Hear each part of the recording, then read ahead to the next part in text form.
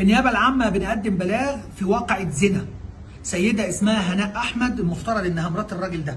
ارتكبت جريمة الزنا وهو معاه فيديو، ومدته قد إيه الفيديو؟ 43 دقيقة. 43 دقيقة لواقعة زنا ثابتة بالصوت والصورة وبالفيديو. المتهمة فيها اسمها هناء أحمد. إسلام بيتهم مراته بواقعة الزنا، وأنا دوري كمحامي إني أساعده في تحقيق العدالة. دورنا كمحامين نساعد النيابة العامة في تحقيق العدالة، والمحكمة في إظهار الحقيقة. أنا بصفتي محامي إسلام بقدم بلاغ للنيابة العامة في واقعة الزنا. الزوجة اسمها هناء أحمد. احكي لنا يا إسلام باختصار كده إيه الموضوع؟ هناء أحمد عبد المجيد الشناوي. أنت متأكد يا إسلام باللي أنت بتقوله؟ أيوة يا فندم متأكد. يعني اللي موجودة في الفيديو دي مراتك؟ أيوة يا فندم مراتي. هو الفيديو ده مدته قد إيه؟ 43 دقيقة. 43 دقيقة مع بعض؟ 43 دقيقة. في واقعة زنا؟ في واقعة زنا حقيقية، يعني ممارسة جنسية فعلية؟ حقيقية. 43 دقيقة؟ بالفعل يا فندم. مين اللي ضاعها طيب في الفيديو؟ ده راجل في اتحاد الكرة، مسؤول عن الكرة النسائية. في اتحاد الكورة؟ في اتحاد الكرة، في لجنة المسابقات كمان. الكلام ده على مسؤولية إسلام. احنا الصبح في النيابة العامة، انتظرونا.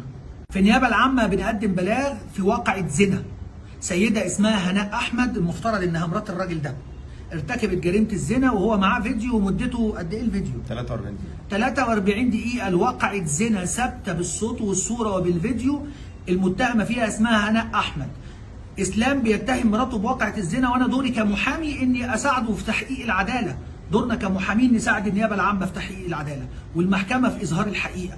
أنا بصفتي محامي إسلام بقدم بلاغ للنيابة العامة في واقعة الزنا. الزوجة اسمها هناء أحمد. احكي لنا يا إسلام باختصار كده إيه الموضوع؟ هناء أحمد عبد المجيد الشناوي. أنت متأكد يا إسلام باللي أنت بتقوله؟ أيوة يا فندم متأكد. يعني اللي موجودة في الفيديو دي مراتك؟ أيوة يا فندم مراتي. هو الفيديو ده مدته قد إيه؟ 43 دقيقة. 43 دقيقة مع بعض؟ 43 دقيقة. في واقعة زنا؟ في واقعة زنا حقيقية، يعني ممارسة جنسية فعلية؟ حقيقية. 43 دقيقة؟ بالفعل يا فندم. مين اللي ضاعها طيب في الفيديو؟ ده راجل في اتحاد الكرة، مسؤول عن الكرة النسائية. في اتحاد الكورة؟ في اتحاد الكرة، في لجنة المسابقات كمان. الكلام ده على مسؤولية إسلام. احنا الصبح في النيابة العامة، انتظرونا. في النيابة العامة بنقدم بلاغ في واقعة زنا. سيدة اسمها هناء أحمد، المفترض إنها مرات الراجل ده. ارتكبت جريمة الزنا وهو معاه فيديو، ومدته قد إيه الفيديو؟ 43 دقيقة. 43 دقيقة لواقعة زنا ثابتة بالصوت والصورة وبالفيديو. المتهمة فيها اسمها هناء أحمد. إسلام بيتهم مراته بواقعة الزنا، وأنا دوري كمحامي إني أساعده في تحقيق العدالة. دورنا كمحامين نساعد النيابة العامة في تحقيق العدالة، والمحكمة في إظهار الحقيقة. أنا بصفتي محامي إسلام بقدم بلاغ للنيابة العامة في واقعة الزنا. الزوجة اسمها هناء أحمد. احكي لنا يا إسلام باختصار كده إيه الموضوع؟ هناء أحمد عبد المجيد الشناوي.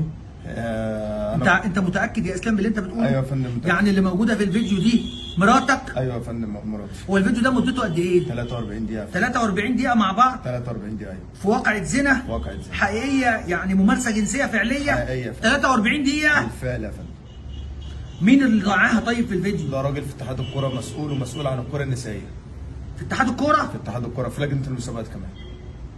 الكلام ده على مسؤولية إسلام. احنا الصبح في النيابة العامة، انتظرونا.